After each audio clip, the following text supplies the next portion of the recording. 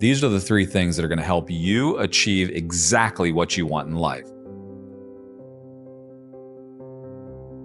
Number one, control your time. Number two, you'll gain the wealth that you want, and then it'll allow you to live inside of your purpose. You've heard that, right? Like, time is the most valuable asset you have. However, most people live in a contrary position to that. My father growing up would often say, if time is your most valuable asset, then why don't you manage your time more than you manage your money?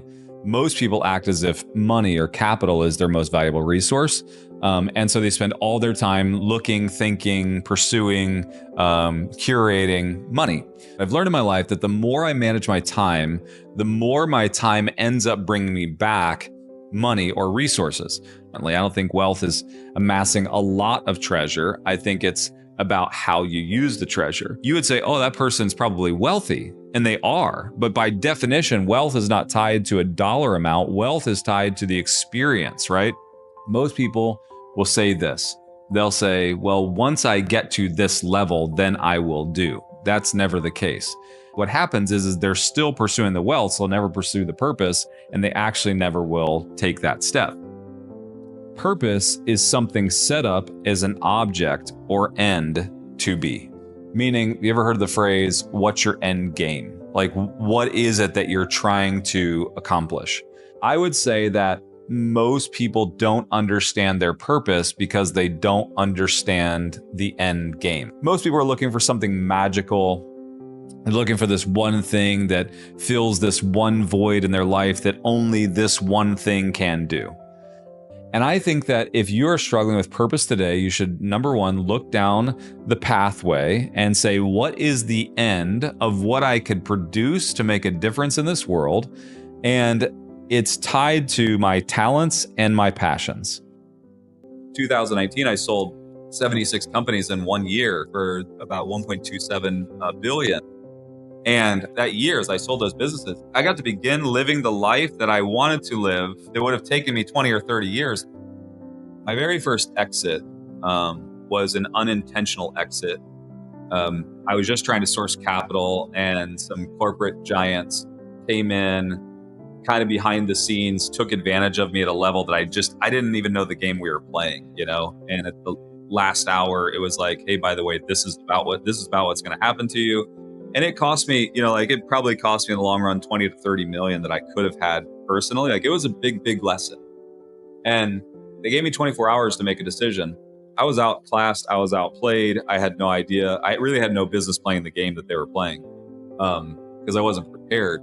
And so I'm driving back in the next day. I have to go in and sign some papers, mad and frustrated. And the words of my mother kind of like came back, like, in any low, if you can find gratitude in the moment, it becomes a catalyst for your greatest lessons in life. And I started thinking, I was like, this is interesting. I'm trying to get to a place of like positivity. Like, how do I actually see the benefit in what just happened to me? And it dawned on me, they were actually giving me what's in the business realm, like in the exiting companies, what was called 7 times multiple on my EBITDA, right? So like, if I were to work the same amount of hours for the next 7 years doing the exact same thing, and I didn't see any increase or decrease, essentially what they're doing is giving me 7 years of my life back in this moment. Now, I might have wanted 10 or 20 years of my life back, but they're giving me 7. And I found this like moment of gratitude on the way back in after like one of the worst days of my business career.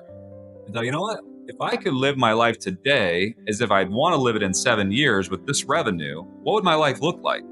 I started to like, who gets that blessing in life, right? Like, and then it became the catalyst or the mantra of how I do business. How do I shrink down my time so that instead of living, trying to live 100 lifetimes, and dying with this expectation of giving back later, what if I could actually live 100 lifetimes today in this process of shrinking down time by selling something at an exponential multiple without having to go through the process and then take that capital and go do something massive with it? Capitalism in its right context is very serving of the general population, because what it says is may the best service or product delivered in the right way win, right? With the right price. And that part of capitalism is amazing, right? Because it at that point, it serves the consumer. My businesses exist to make money. But my businesses should also have an altruistic look at serving the customer and having a greater reach than just the business itself. And to me, that's where I think capitalism in its purest form does the greatest good. There are really 5 phases to business.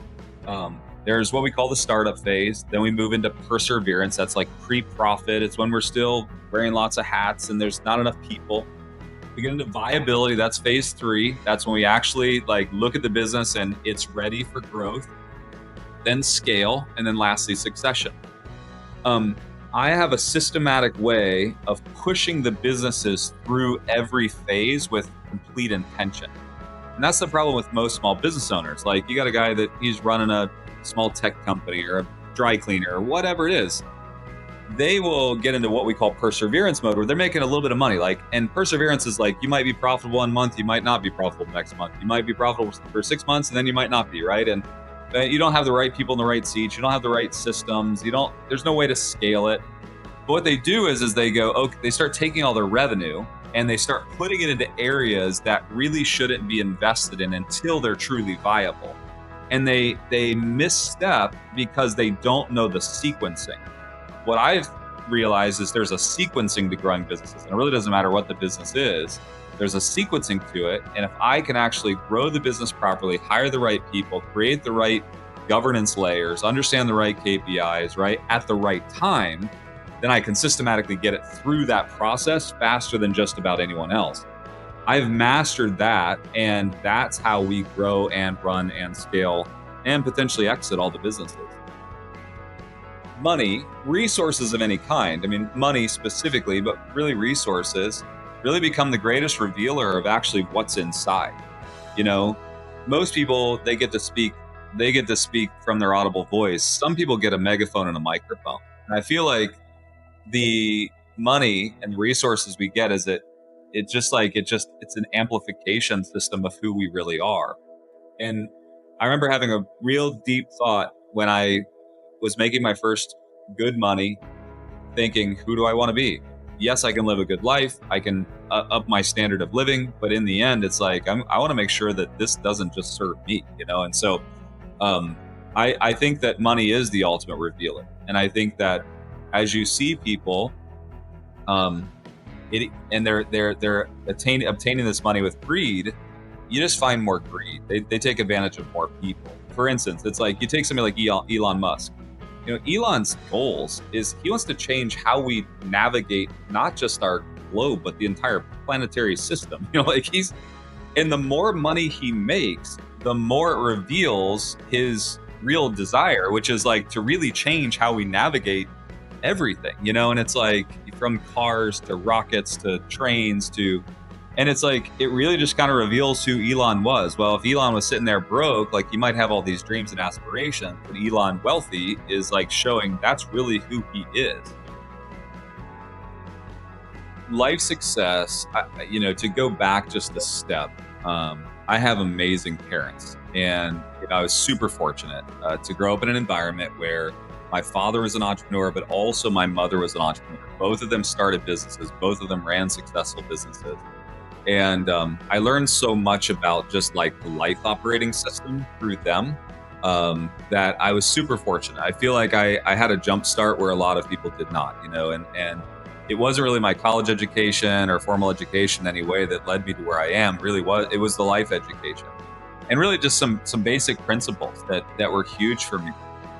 Is I had a father who understood and had a great relationship with fear. He left his corporate job to try to pursue what was his dream, and I watched him do it. And sometimes he was successful, sometimes we were extremely poor as a family, and sometimes we were wealthy. And I watched that, and he was also present in my life. And so I saw this great dad who also had the ups and downs of the entrepreneurial journey. And so for me, while he probably looks back on those periods of time and he probably says to himself, I never want to go back to those low moments. I look at those low moments and I think, what's the worst that can happen if I go all in?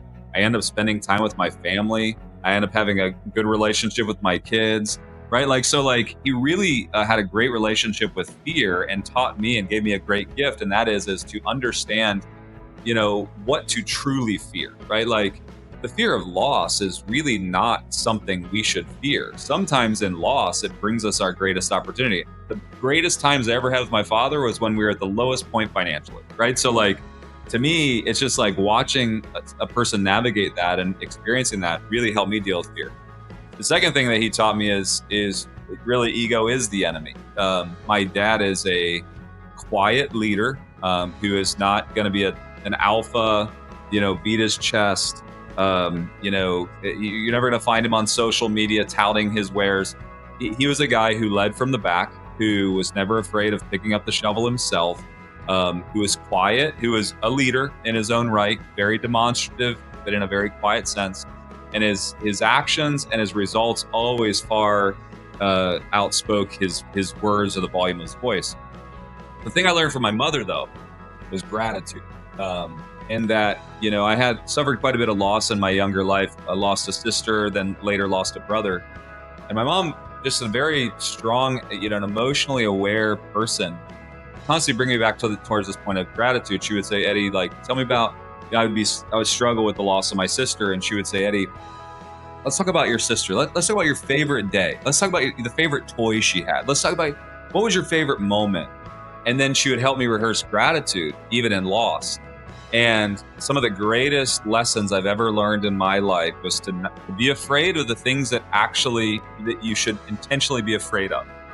To remind myself constantly that ego actually is the enemy. Ego actually prevents me from getting where I want to go. And if I can find gratitude in the low moments, they become catalysts for massive